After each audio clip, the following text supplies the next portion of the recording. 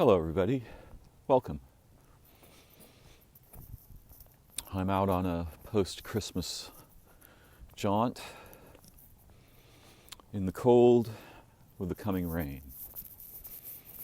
And I have many things that I've been learning and thinking about, trying to understand some of the unusual transformations in the world and in human society, and even in the minds and experience of my friends and relations over, say, the past 5 years, when it seems that something fundamental is changing dramatically, and there are many features of our experience which our lexicons lack concepts for. It's unlikely for us to bring them into consideration if we don't know words for them. Of course, our body senses and our feelings, there's a lexicon about those. But the senses in our mind, and that lexicon is different in each language, but the senses in our minds and how changes in the perception of our reality and experience, our feelings, there are of course, we have the emotion words and such, but there are vast portions of our experience, and particularly our experience of awareness of different kinds, that there seem to be holes in our lexicons in these places. And there are many reasons why this might be so, and different languages have different lexicons. But it also turns out that different forms of specialization have different lexicons. So that, for example, many of the concepts in physics and mathematics are missing from our common ways of thinking about our experience and identity and relationship situations and so on. And there are vast, differentia, right? There is religious language, there is scientific language, there's mathematical language, there's the language of children, and the peculiar transformations of language that occur in humor. But I've been thinking for quite some time now about a particular problem. And I was discussing this problem with my friend Forrest the other night. And we were talking about how it's useful to know and have concepts that, while they are not true, they provide insight that might be otherwise impossible to conceive of. So one of the things we were talking about was that there are ideas in languages, what we might call dimensions of meaning, that are missing from other languages or haven't been conserved. A simple example is the gendering of nouns in, say, French or Spanish. And there are other concepts in indigenous languages, such as when one is presenting some form of knowledge, in the presentation there are ways of indicating how it was acquired. Is this traditional knowledge? Did I hear it from a specific known person? Or did I hear it generally? Did I read it? Where did the knowledge come from? And so we were kind of marveling at this feature that there are dimensions of meaning that some languages conserve and other languages dispose of. Some languages naturally express these dimensions of meaning, and other languages either dismiss them or don't traditionally include them. So for example, the feature of where did I learn something, English supports this. We can do this in English, but it's very uncommon for us to do so unless there's an important reason linked to what we are trying to communicate.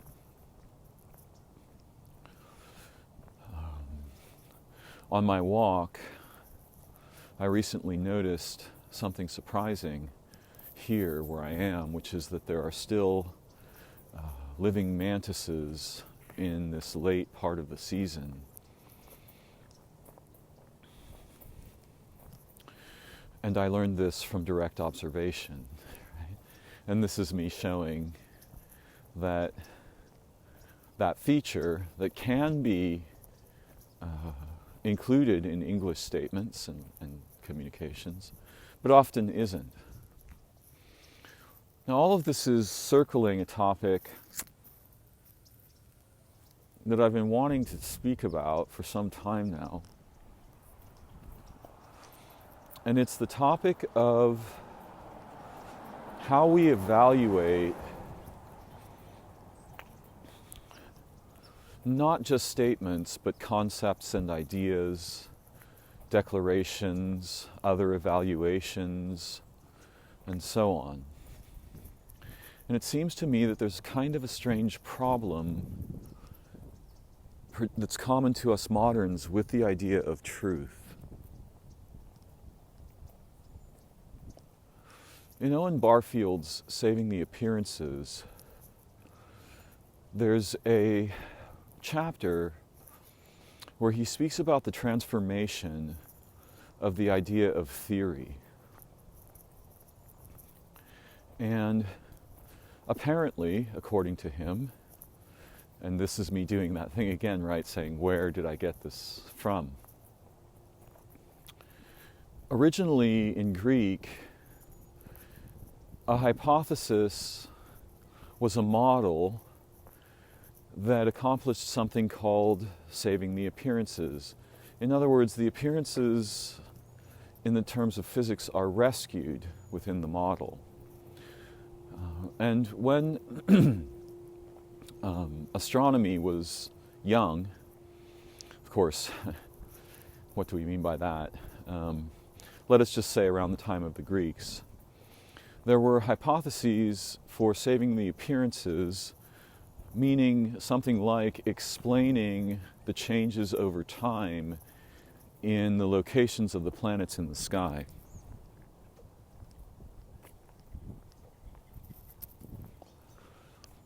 Some of the hypotheses were terracentric, right? Like Earth-centric, the things are orbiting the Earth. And over time, what happened was that the meaning of theory changed.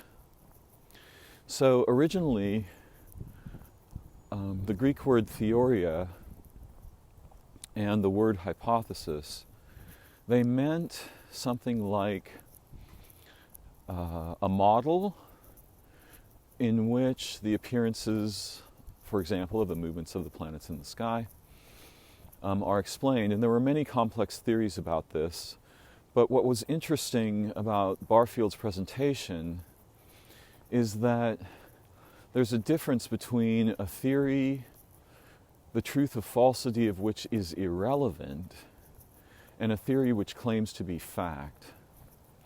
And apparently, around the time of Galileo, the church said to Galileo, you can teach that your theory saves the appearances, but you cannot teach that it is true. And so what was at issue here was not necessarily whether a hypothesis satisfactorily saved the appearances, but whether a hypothesis that appeared to save all the appearances was a fact. And this marked a radical transformation, not just in the idea of theory, but in the idea of truth. At this point in time, And certainly there were precursors to this. These are just the stories that we have easy access to. What was dangerous was the claim that a hypothesis that saved enough of the appearances, or all of them that we could determine, was the same thing as truth, was true. And at this point, this is sort of the beginning of the scientific revolution, where we begin to employ hypotheses to discover what is indeed the case. And prior to this time, hypotheses were useful in that they gave us insight about phenomena without those insights needing to be seen as true or false. So one could entertain 7 different hypotheses, many of which conflicted with each other, and obtain different modes of utility from this behavior. Now, strangely, Barfield speaks at length about a topic or a referent that he calls our collective representations. And these are a very complex lexical and semantic and conceptual manifold, yes? And it turns out that much of the testing that we do for truth is really just the validation that a statement or concept or model is in fact found in our collective representations. This is a circular form of logic. Having defined the representational catalog, we then simply go looking for, does this match? And if it does, it is validated, and if it doesn't, well, we may say, oh, this is just some form of insanity.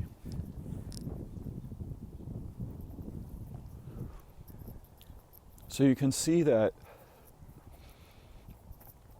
there's a problem with truth, and there are something that resembles domains of truthfulness, right? If we make concentric circles, and the inner one is primarily linguistic, right? Is that a truck? Well, the answer to this question is determined by the catalog of collective representations that we share. If we don't share that catalog, the truth of this is a truck is not clear, at least, and may actually be seen as untrue, right? Simply because the statement doesn't exist, the concepts and the structure of the statement in the catalog of collective representations is missing. For a person who has never seen a truck, the idea that this is an automobile is not true, right? Because they don't have the concept of, machine, even, in some cases. So what turns out to happen is that the catalogs of collective representations are exchanged. There are transmissions between them over time, so that a people who have machines meeting a people who don't have machines introduce them to the concept, and the concept is in some way inherited or received into the collective representations of, say, for example, a people who live in the jungle in the Amazon. And there are many stories of the strange problems that happen when non-technological peoples are introduced to technology. I'm trying to remember an author who speaks very eloquently about this. Edmund Carpenter. He tells stories of the introduction of photographic technologies to an indigenous people and how they reacted so confusedly and with great fear and trepidation to being shown photographs of themselves. There is a story he tells of a people who had an extremely arduous initiation ceremony for their males, and no females were ever allowed into the ceremony, which involved scarification and ordeals. But their photographer was female. And they eventually convinced the people to allow the ceremony to be filmed with the female. And apparently, thereafter, the men stopped having the initiation ceremonies and instead watched the film of them. This is a portentous transformation of consciousness, tradition, and tests for what is true or valuable or real. Now, the reason that I'm wandering around in this area is that I've long been aware, after having an initial experience in which I was shown many models of features of human experience, language, cognition, mathematics, that were not from a human perspective. And the models were not presented to me to show me what was correct or what the truth was. The models were presented in a way that would allow me to play with them to discover new things, new features, and new ways of viewing or understanding the things in our catalogs of collective representations. So for me, these models were posed as toys rather than facts. But many of the toys were so profoundly insightful and astonishing in what they could capture that they exceeded anything I'd ever been exposed to in my ordinary human life. So I discovered that there's a class of ways of modeling and thinking that while whether or not, that we can dismiss the truth value of because they're so useful and astonishing, that they may lead to new forms of truth merely by entertaining them. And I guess what I'm trying to say here is there's a paradox in the domain of truth. And many intelligent and wise people have noticed this and are aware of it, but it's very difficult for them to communicate about this meaningfully with moderns who have not been thoroughly exposed to such models. So the other day I was in a conversation, some time ago now, 5 or 6 weeks ago, in which someone in the conversation began to speak in terms of astrology, noting that in this time some planet was retrograde and some other planet was, in a trine, and so on. And at first, I was, in my thinking, I was sort of dismissive, not necessarily because I had determined whether astrology is true or not.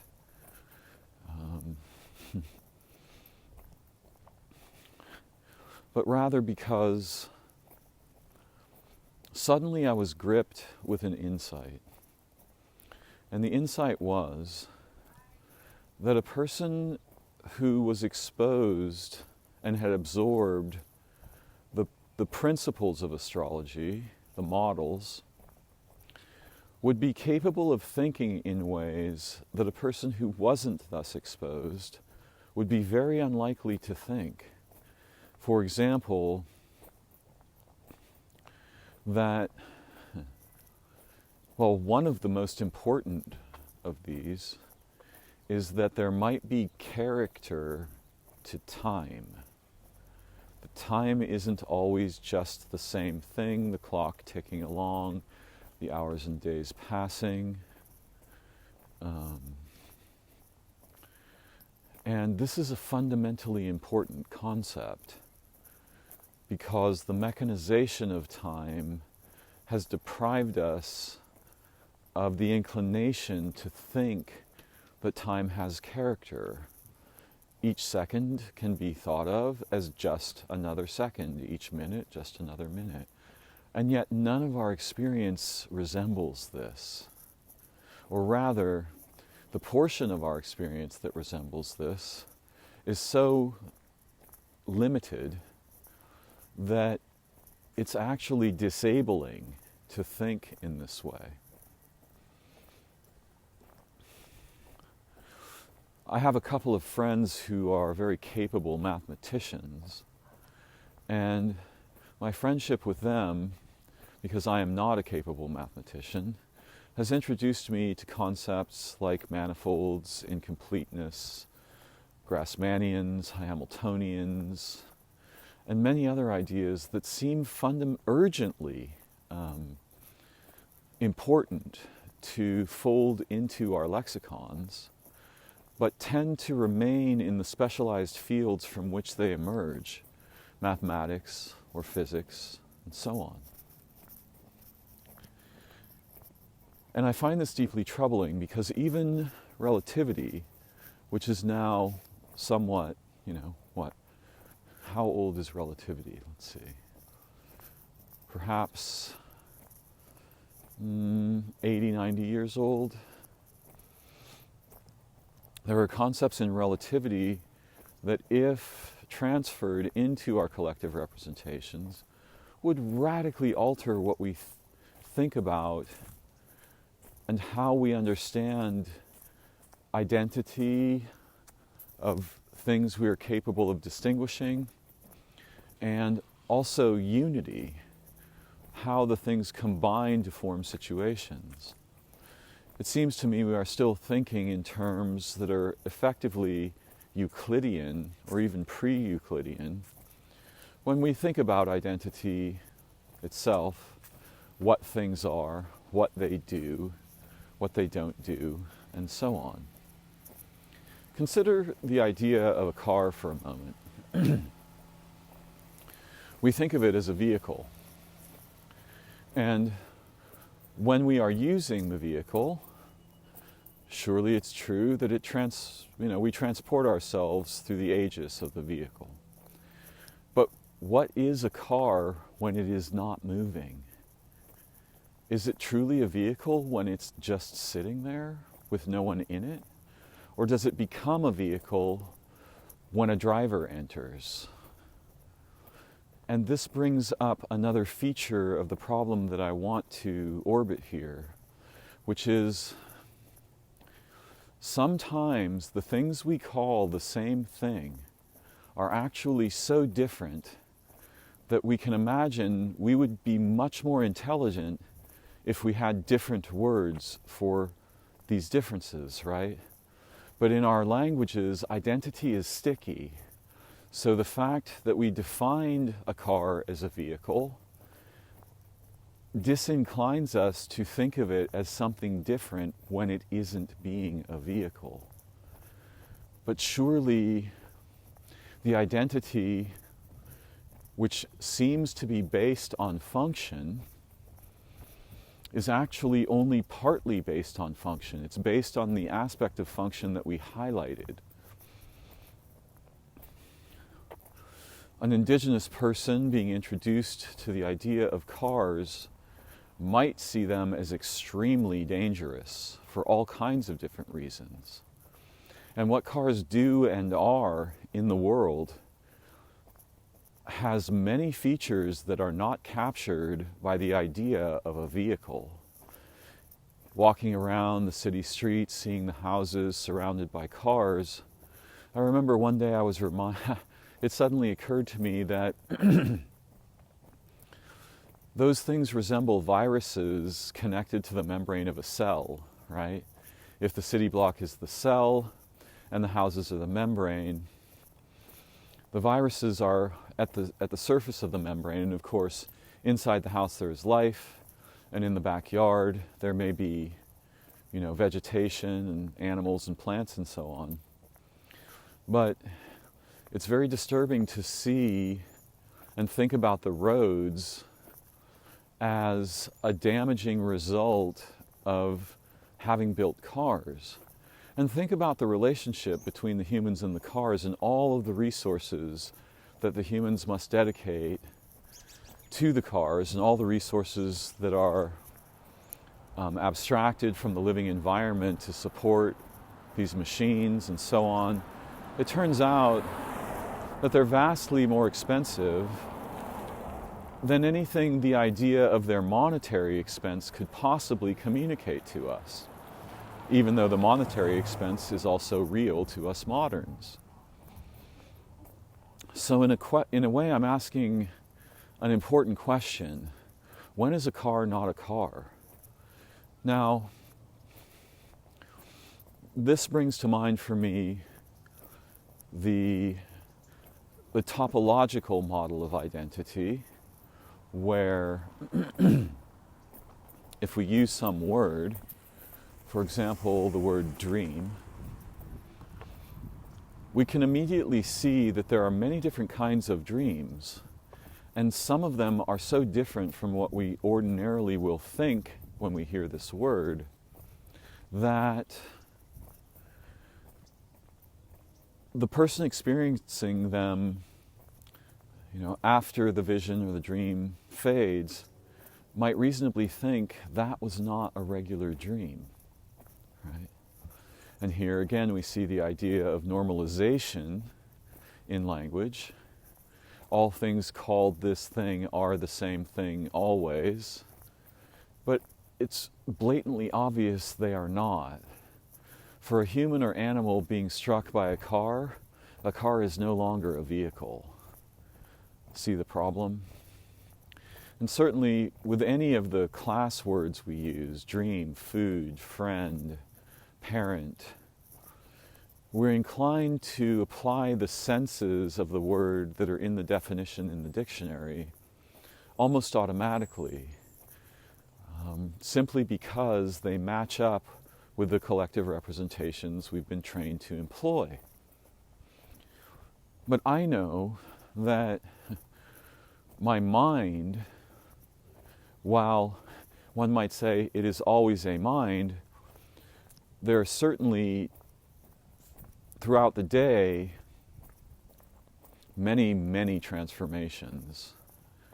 And it depends on what my mind actually is, since it is a transforming thing, meaning it transforms in various situations or over time. It becomes really important to realize that many of the moments of consciousness that I experience are not particularly mind-like. And in different circumstances, my mind may approach something resembling lucidity, and in others, almost the opposite of lucidity is there. So when we think about truth, the problem that, again, back to the concentric circle model, in one circle, truth means that the statement is coherent.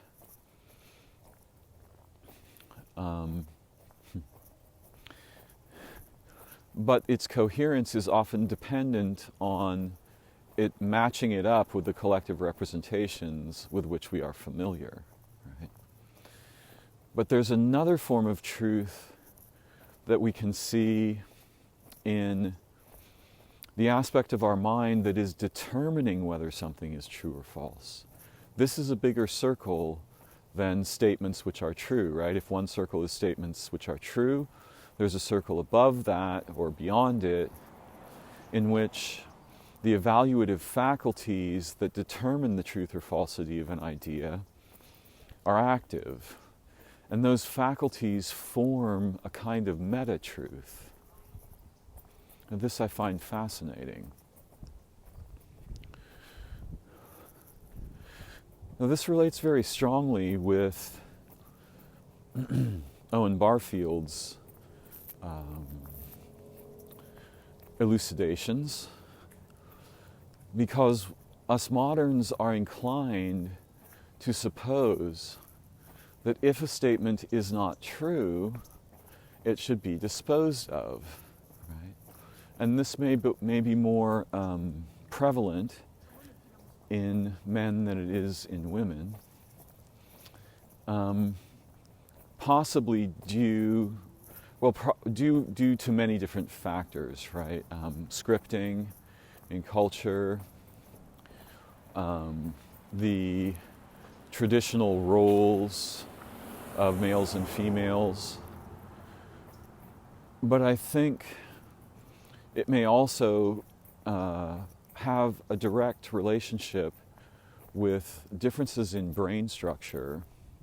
Now, once again, when we see if we say males and females, right, in the modern context, at least in the United States at this moment, and perhaps in Canada, we may meet with a complex phenomena that is emergent in modern culture, which in a way is the resistance to the collective representations surrounding the idea of male and female. And it's easy to understand that a biological male may have feelings, desires, experiences, or even, communications that, according to the collective representations, are not masculine.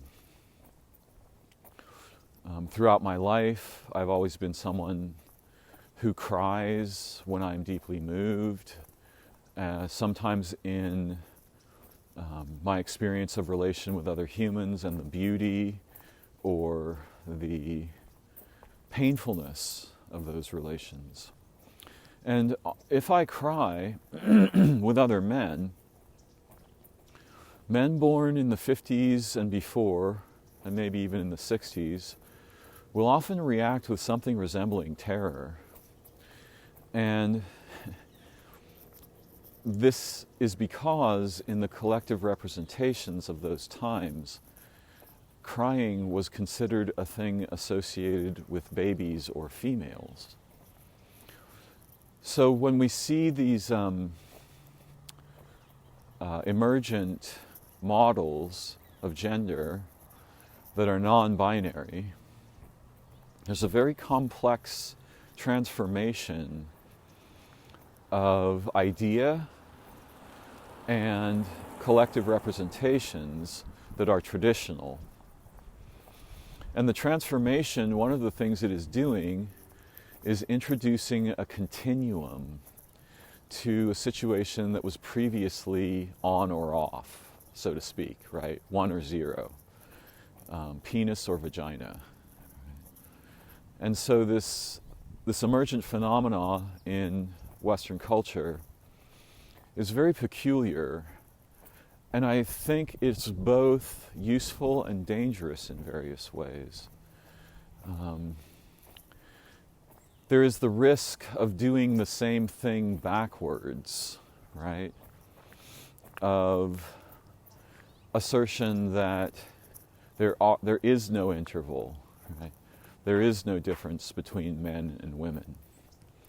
And many intelligent people are very concerned about this because in nature we find both situations. We find situations which seem mechanically binary, There are males and there are females. And then we see situations which are hermaphroditic. There are organisms which seem to have both male and female reproductive systems.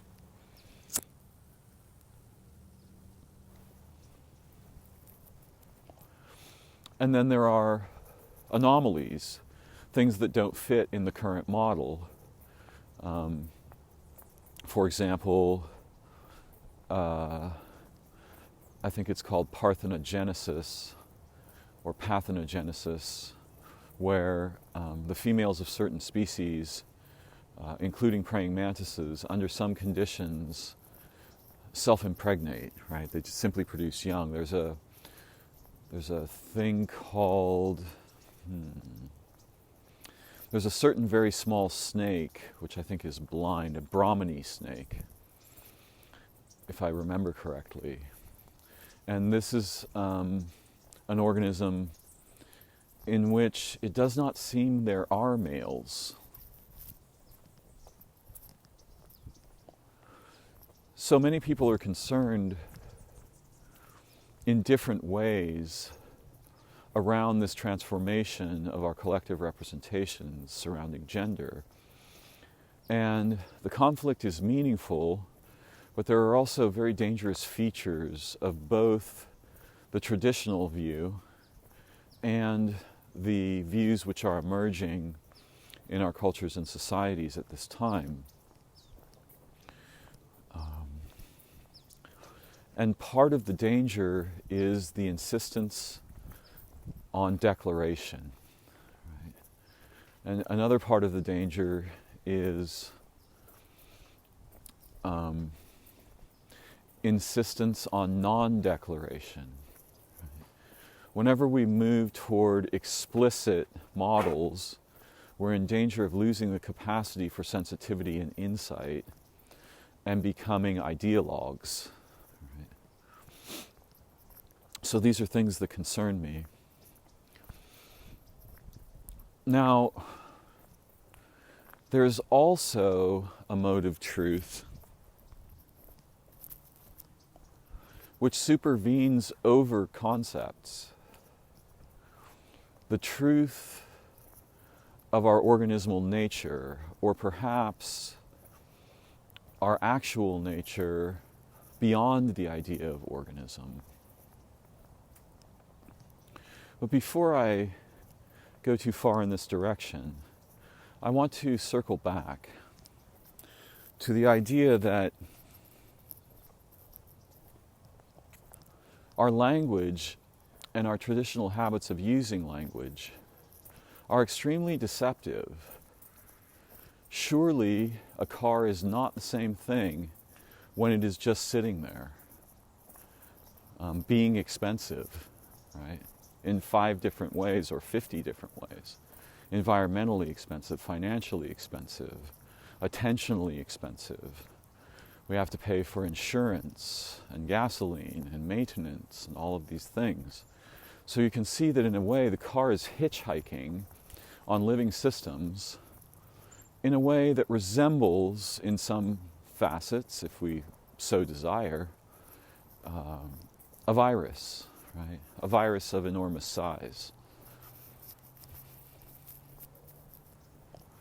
So do we think of the cars as viruses or vehicles? Do we think of them as a disease or a convenience? What are they actually? Outside the collective representations, what are they doing? What are we doing with them? And in this direction, we find the possibility of escaping linguistic truth to reform it, right?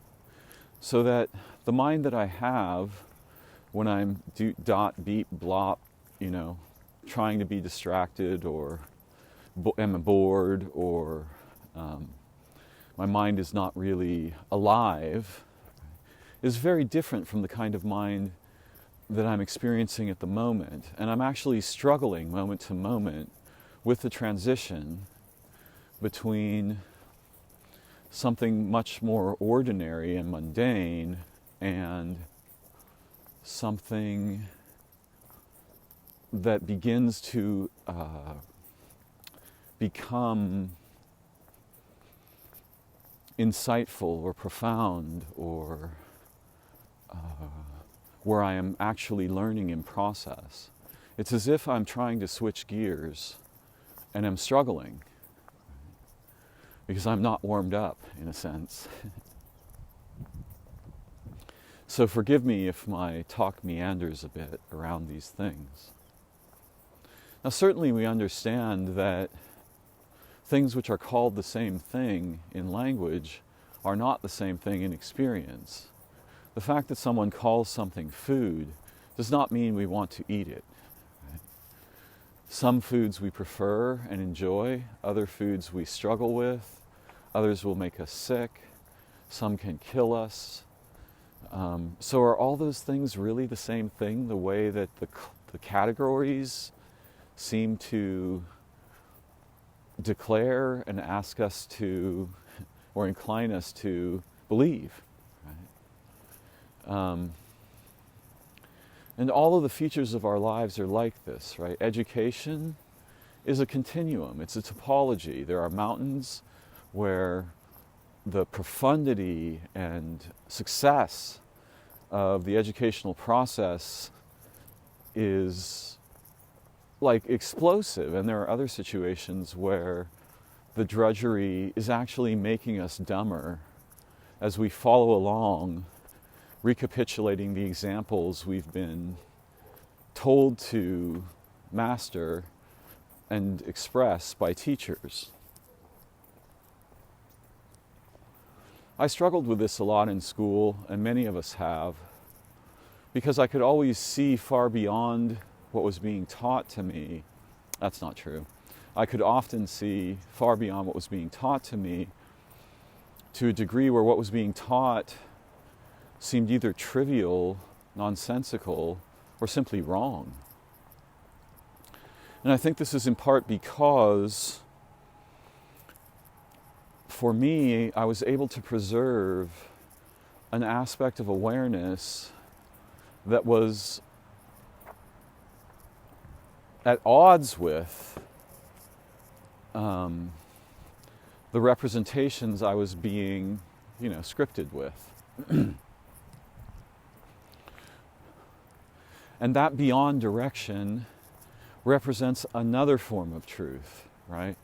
The truth outside our collective representations, and also maybe truth as a direction rather than as a derivative. Right? If we want to get smarter and see better in our common experience and lives and thought, we're going to have to find a doorway or a few doorways that lead us outside of the representations and the way they incline us to think and to even experience the world. If certainly an indigenous person would have a catastrophically different experience of a car, never having seen a machine, than a Western person who's familiar with them would be likely to have. Now, the indigenous person could probably adopt over time something that resembles the modern's idea, but the reverse is much more difficult, right? For the modern to see the car with awe and terror and great concern, perhaps even, worry, this is more difficult because we tend to find accord with, over time, right? We've been steeped in the broth of our collective representations so thoroughly that it's very challenging for most of us, most of the time, to depart from that and see it from beyond the collective representations. Well, certainly, if we are ecologically concerned at all, if we value the anciently conserved ecologies, the complex animals, their symbiotic, life-giving behavior, then we then become capable of having ideas about cars and machines that are not like those common in our everyday experience, discussion, the news, television, and so on, where the truthfulness and the usefulness of these representations is taken blindly for granted. I've spoken in many videos of the importance of maintaining a topological understanding of identity. And there are other features, other models than topology that are also quite useful. But when I say this, what I mean is our common linguistic behavior inclines us to think that all cars are always cars, right? This is the Aristotelian version of identity. No car is not a car, and no car is both a car and not a car. And yet, it is blatantly obvious that this form of logic, while useful in a very limited scope or context, is actually false to the facts of our experience.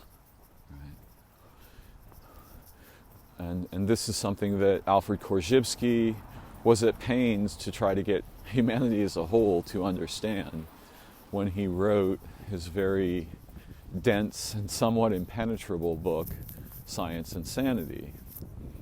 He was nullifying the Aristotelian law of identity, which is a circular kind of logic that simply says, we call it a bird, therefore it is a bird. In Korzybski's formulation, what we call it may or may not be useful, but whatever it might actually be cannot be what we call it. And when you begin to entertain this idea in a serious way, you realize, or it is common to realize, that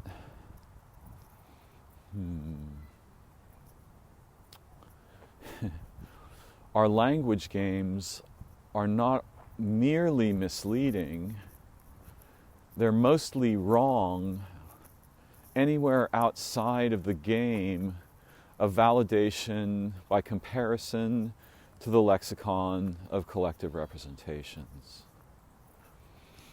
Now, when I speak of a topological model, I mean something like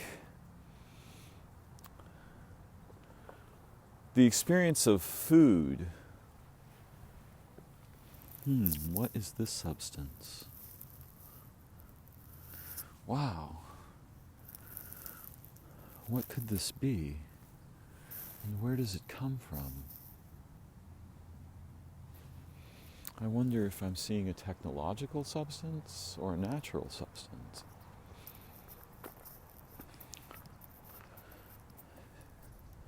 It seems that it must be a technological substance. I've never seen anything like this. It is like,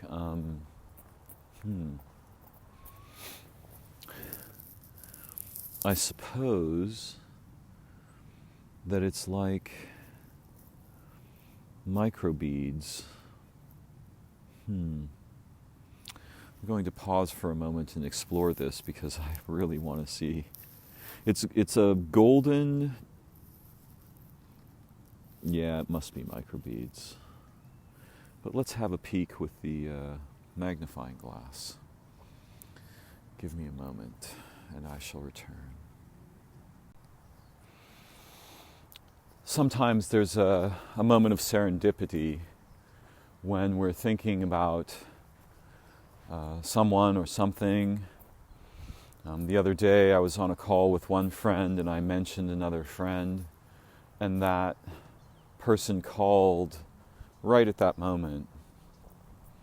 And now I have seen something that I don't recall ever seeing something like it before on the ground.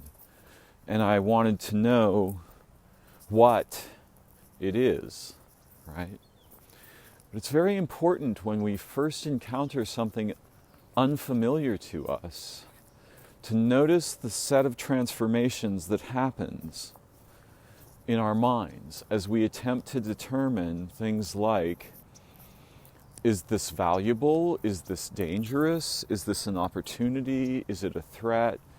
Is it an ordinary substance? Is it a non-ordinary thing? We're trying to determine what is going on.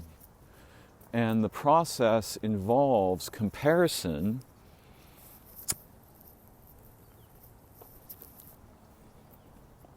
to previously experienced things. And there are sort of biological features of this process, but there are also cognitive features of this process. As an animal, we may experience smells or feelings or fear, particularly when exposed to something that we can't find a previous experience of. I remember some time ago,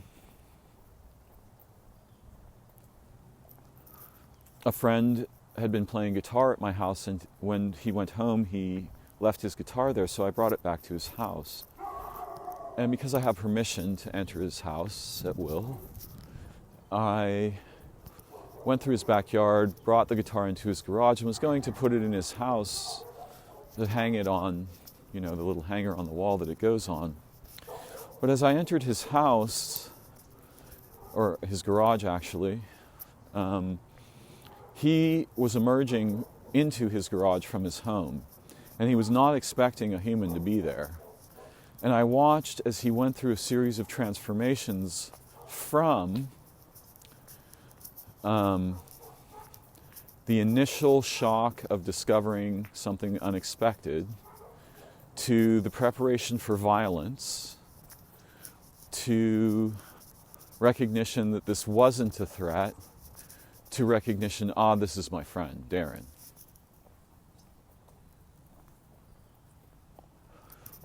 And this is the process that we are engaged in, or rather, there's a model of this process that's very useful, which is the collapsing of a manifold to a derivative. We go, and even now I am doing this when I'm attempting to speak coherently, we go from everything or nothing to something, and then we try to determine the class, right? Thing, being, process, so on, according to the structure of our languages and collective representations. Now, what's really interesting about this is that I'm demonstrating this by simply speaking about it, right? In order to form coherent sentences, I must do something similar. And when I found the strange substance on the ground, which I now believe to be little piles of microbeads, at first I had no idea what that was. I thought, and my first feeling was, this resembles pollen because it was golden and sparkly. And I thought, this is something perhaps a tree has produced.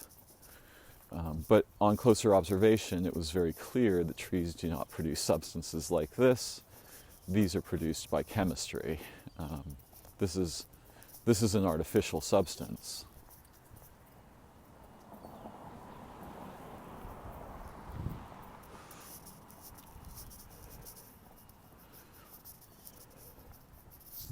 The topological model of identity is incredibly important, so important that really we should teach it to children as we are teaching them language, so that they don't become hypnotized by the declarative explicit identities that language proposes.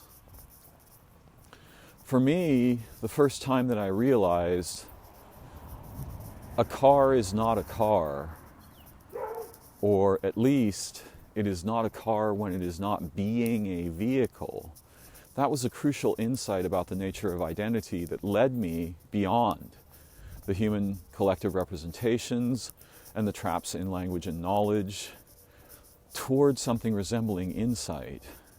It's nearly impossible for us to be intelligent if we take the superficial structure of language and identity as factual or true.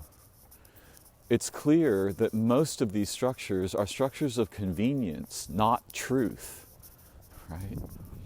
If we really want to understand what a car is, where will we begin from? If we simply think, oh, it's an artificial object, yes, but why are there artificial objects? Why are there incredibly sophisticated machines? Why do humans, a biological organism, produce these? Why do we make languages and use them in such a way that rather than becoming more intelligent each time we use them, we become less so and less capable of the sensitivities, forms of awareness and consciousness that lead us out of the traps of representational cognition into the field of the possibilities of insight and forms of truth that radically exceed the rather trivial, by comparison, scope of our common derivations.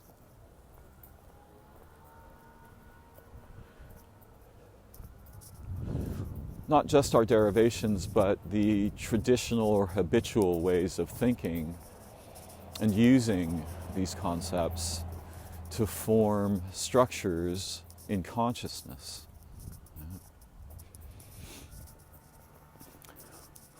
The idea of enlightenment, which means like brightness in the mind, is in part the idea of having thrown off this superficial hypnosis of language, model, concept, and identity. Thankfully, it never stopped anyone from being capable of utilizing the representations in the ways that ordinary people might be inclined to do in what we think of as ordinary situations. But are any situations actually ordinary? The fundamental non-ordinariness of existence itself is easily lost in our habitual thinking of such things, right? And so in a way, the idea of enlightenment, well, again, we're in the same trap, right? I'm using language to describe things that language can at best poorly point toward and cannot actually convey. If it were possible to convey enlightenment through language, the process might look something like what Korzybski was hoping to teach the humans.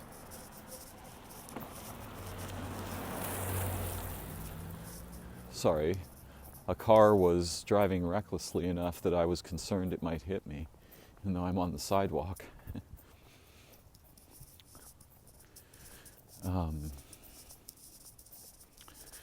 Korzybski was hoping to relieve us of the strange burden of false knowledge that is conferred upon us by participation in the collective representations, in the languages, ideas, concepts, and models that are common to our place and time and people. In my attempt to convey some of these matters, I'm trying to do what I'm talking about, right? I'm trying to walk beyond the field of the familiar, the known, the correct, towards something that is the possibility of insight. One of the things that I wanted to mention was just that there are ideas that are more important than the kind of truth we find in the collective representations. And some of these ideas, whether or not they are true, are more useful to us in obtaining insight or understanding or in learning than the mode of truth that we're used to using to evaluate propositions or speculations or statements. It seems that the minds of men over history have been inclined toward a declarative form of truth that is relatively explicit, whereas comparatively in this model, the minds of females are resistant to the sudden explicit imposition of meaning, identity, or value. The minds of females seem more inclined to orbit rather than to penetrate or cut, and to suggest and invite and use indirection rather than, again, the sort of that is a this, right, declaration. There are also features of traditional indigenous knowledge that seem to conserve an awareness of many of the problems we've discussed here.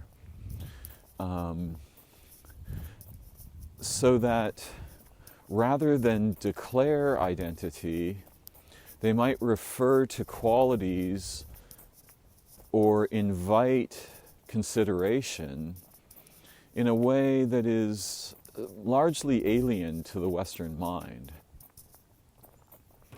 I'm trying to think of some good examples, but even in the sort of bizarre colonial representations of American Indians in film, we often see this property, we see some representation of this property in language and thought, so that the indigenous languages may employ analogy or metaphor where we would be inclined simply to make a declaration.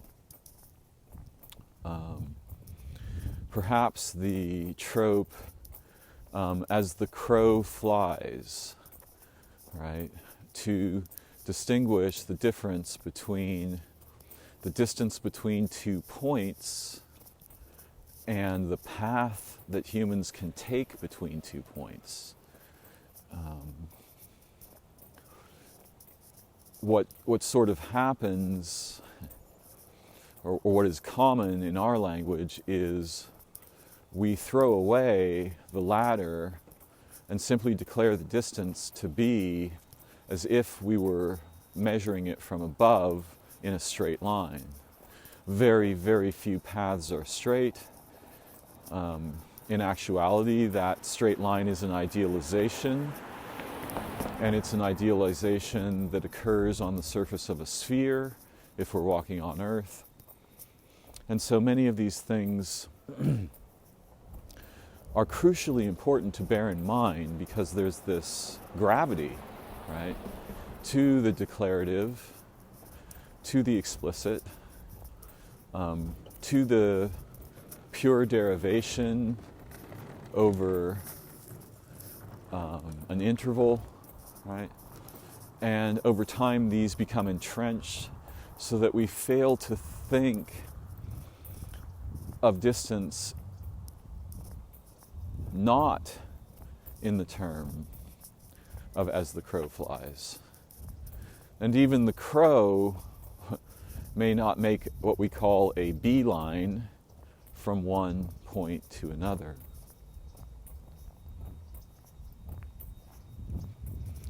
So you can see that there's this similar problem in our concepts, right, where we collapse the complexities, and many of the features of identity that are crucial to conserve into a relatively clinical derivation. Why is this dangerous? It literally changes how we experience the world and our experience, relationships and situations. By acting as a filter, right? And all that doesn't pass the filter is considered not true, and that which is not true is immediately dismissed in some, situations.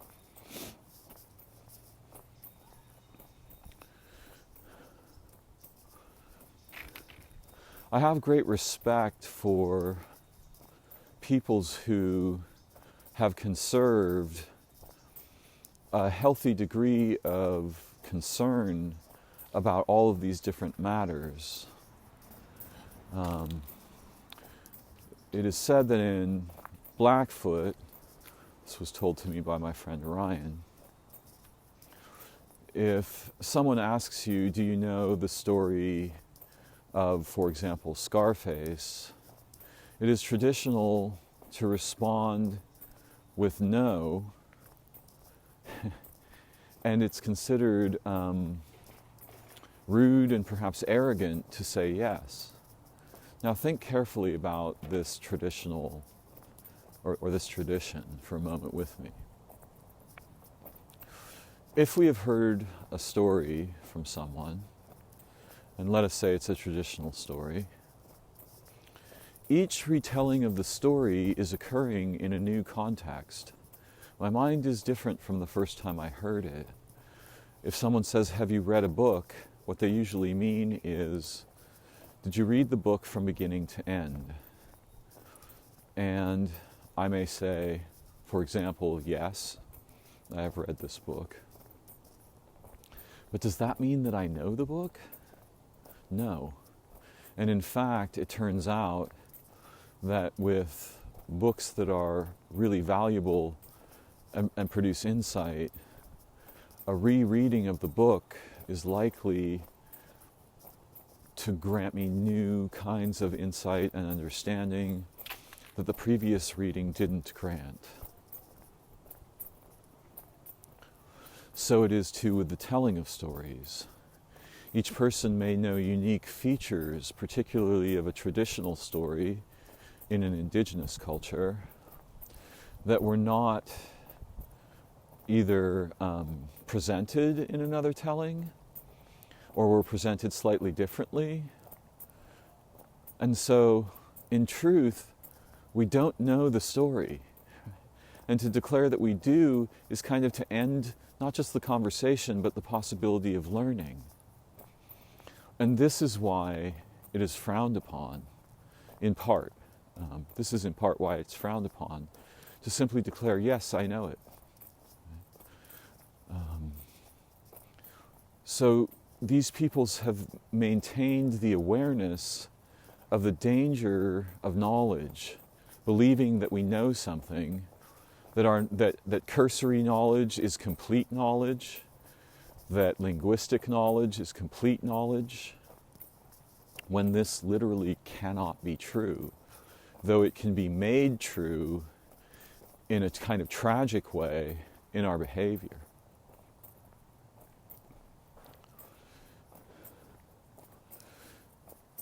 Before I wrap up, I just want to remember that there are many different modes of truth, and some of them may produce statements or propositions that are explicitly not factual, but this does not mean they are not true. It depends on the form of truth we're chasing and our purposes in chasing it. Consider the bizarre toy that certainly was not first discovered by Bertrand Russell, but was popularized by him, the Russellian paradox. This statement is false. It turns out that there are a number of features of this statement which are profoundly edifying if we will consider them deeply, rather than just deciding, oh, it's a paradox, next. Right? So the first feature is that the statement has no, not the first, but the first I'll look at here, is that the statement has no content. And since it has no content, it can neither be true nor false. A statement without content cannot have the quality, it cannot be properly tested for truth or falsity, even in the layer of the collective representations in the language. So the first part of understanding the paradox is to notice the statement has no meaning. But the second part of the paradox is to notice that statements don't determine their own truth or falsity. Minds do that. And so we might introduce a property of statements that goes something like this. No statement shall, by self-reference or other means, promote itself to the order of minds that interpret statements. And having seen these two things, we've not exhausted the possibilities of learning in this toy statement, but we have come to some insight about the nature of statements and language in general.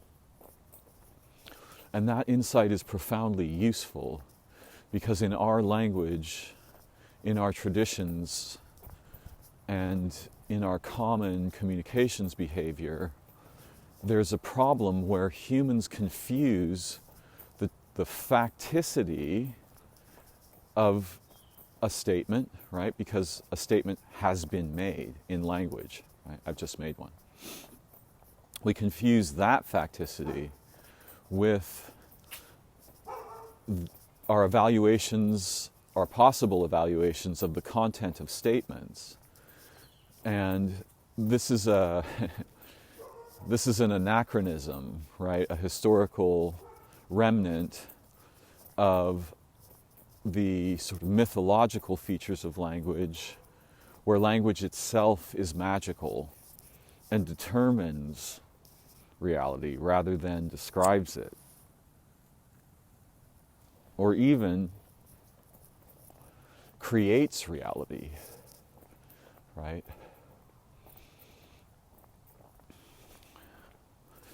So let us remember that the idea of truth is a bit like a concentric circle. If we want to put the truth of statements in the center, we have a small circle there, then we have the circle around that, which is with which we will point at minds that interpret statements. And then there is a circle around that, which is statements, the truth or falsity of which are not the most important feature of. The important feature is, can we gain new perspective, insight? Can we find in these kinds of models or ideas medicine for the terrifying collapse of consciousness and intelligence that our modern situation and use of language so easily and constantly, kind of hypnotically, inclines us toward? And then beyond that, there is the truth of being, the truth of being a human, or the truth of being a being at all, or the origin of beings, the origin of minds, right? This is a direction rather than a place we can get to. And this is, I think, why in enlightenment, in ideas about enlightenment or discussions about it, it's essentially an infinite direction. Yes, one can say, for example, and very few enlightened people would, I have achieved enlightenment. Or another person might say about us that they have validated our enlightenment, say a Zen Roshi or something like this. But even then, the person whose enlightenment has been thus validated will still not make this declaration, I am enlightened, for very complex reasons that have to do with the non-truth or falseness of the nature of awareness itself.